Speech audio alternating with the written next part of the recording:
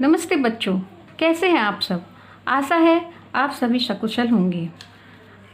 आप सभी का सामाजिक विषय की कक्षा में स्वागत है। बच्चों, आज की वीडियो में हम कक्षा 8 के ज्योग्राफी की बुक हमारी दुनिया का पहला अध्याय संसाधन के प्रकार के बारे में विस्तार से चर्चा करेंगे। उससे पहले की वीडियो में मैंने आपको संसाधन क्या होते हैं, संसाधन के कितने प्रकार होते हैं, सबके बारे में चर्चा की थी। यदि आपने मेरे पहले की वीडियो नहीं देखे हैं तो आप आई बटन में जाकर देख सकते हैं। तो बच्चों, आज का वीडियो हम शुरू करते हैं। सबसे पहले आपको हम शॉर्ट में बता दें कि संसाधन क्या होते हैं। मानवीय आवश्यकताओं को पूरा करने वाले सभी जीव, जंतु, वस्तुएं एवं पदार्थ संसाधन हैं। तो आइए बच्चों, हम जानते हैं शॉर्ट में संसाधन कितने प्रकार के होते हैं। वो मैंने आपको बताया था। संसाधन मुख्यतः 3 प्रकार के होते हैं: प्राकृतिक संसाधन, मानव संसाधन और मानवकृत संसाधन। इनके भी कई उपभाग होते हैं जो मैं पिछले वीडियो में आपसे चर्चा कर चुकी हूँ। आज के वीडियो में मैं प्राकृतिक संसाधन के 5 उपभाग के बारे में और उनके भागों के बारे में विस्तार से चर्चा करने जा रही हूँ। आइए शुरू करते हैं हम अपना आज का क्लास।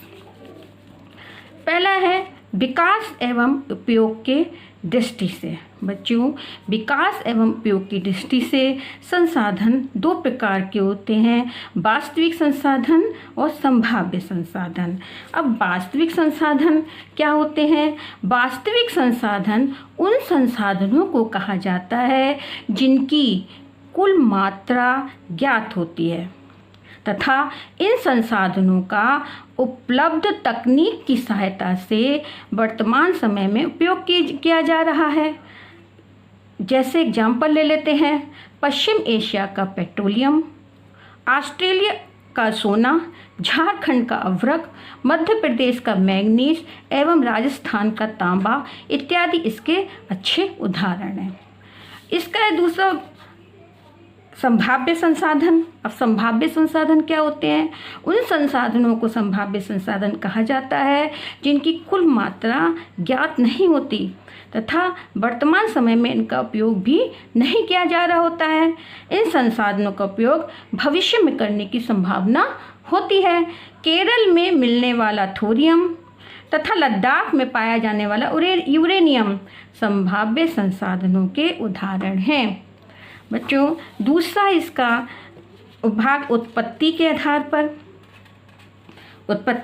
पर संसाधन 2 प्रकार के होते हैं: एक जैव संसाधन और अजैव संसाधन। अब जैव संसाधन क्या होते हैं, आइए हम उसके बारे में जानें। जैव संसाधन के अंतर्गत सभी सजीव वस्तुएं शामिल होती हैं, जैसे पेड़ पौधे, वन, जीव, जंतु इत्यादि। अजैव संसाधन, सभी निर्जीव वस्तुएं अजैव संसाधन कहलाती हैं। आइए बच्चों, हम इसका तीसरा भाग देखते हैं। उपलब्धता के आधार पर संसाधन 2 प्रकार के होते हैं: नवीकरणीय संसाधन, अनवीकरणीय संसाधन। नवीकरणीय संसाधन क्या होते हैं? वैसे संसाधनों को नवीकरणीय संसाधन कहा जाता है जिनकी पुनः पूर्ति प्राकृतिक रूप से होती रहती है। ये कभी समाप्त नहीं होते। सूर्य की किरणें एवं पवन ऐसे ही नवीकरणीय संसाधन हैं। सूरज की किरणें कभी समाप्त होंगी बच्चों? नहीं होंगी। पवन भी नहीं होगी। तो इनको नवीकरणीय संसाधन कहा जाता है। अनवीकरणीय संसाधन वैसे संसाधन हैं जिनके भंडार सीमित होते हैं तथा एक बार उपयोग में आने के बाद उनकी पुनः पूर्ति में हजारों लाखों वर्ष लग जाते हैं। सभी प्रकार की खनिजें, उदाहरण में देख लेते हैं हम लोग क्या होते हैं अनवीकरणीय संसाधन। सभी प्रकार की खनिजें जैसे लोहा, पेट्रोलियम, अभ्रक आदि अनवीकरणीय संसाधन है। अब इसका देखते हैं वितरण के आधार पर संसाधन 2 प्रकार के होते हैं: सर्वत्र उपलब्ध संसाधन और स्थानिक संसाधन। अब सर्वत्र उपलब्ध संसाधन क्या होते हैं? सर्वत्र उपलब्ध संसाधन स्थानिक संसाधन दो प्रकार के होते हैं वितरण के आधार पर। तो सर्वत्र प्रकृति द्वारा कुछ ऐसे संसाधन प्रदान किए गए हैं जो सभी जगह पाए जाते हैं, जिसमें मिट्टी हो गई, पवन हो गई, जो सर्वत्र उपलब्ध संसाधन कहे जाते हैं। ये तो सभी जगह पाए जाते हैं बच्चों, इसलिए इसको सर्वत्र उपलब्ध संसाधन कहते हैं। स्थानिक संसाधन क्या होते हैं? स्थानिक कुछ ऐसे संसाधन भी हैं जो निश्चित स्थानों पर ही पाए जाते हैं। देखिए, स्थानिक इसके नाम में ही है कि स्थान पर पाए जाना। तो कुछ ऐसे संसाधन भी जो निश्चित स्थानों पर ही पाए जाते हैं, उन्हें स्थानिक संसाधन कहा जाता है। जैसे इसका एग्जाम्पल देख लेते हैं। कोडरमा में पाया जाने वाला अभ्रक, छोटा नागपुर में पाया जाने वाला कोयला इत्यादि। बच्चों, अब इसका 5वां और आखिरी भाग है स्वामित्व के आधार पर। स्वामित्व के आधार पर भी संसाधन 3 प्रकार के होते हैं: निजी संसाधन, राष्ट्रीय संसाधन और अंतर्राष्ट्रीय संसाधन।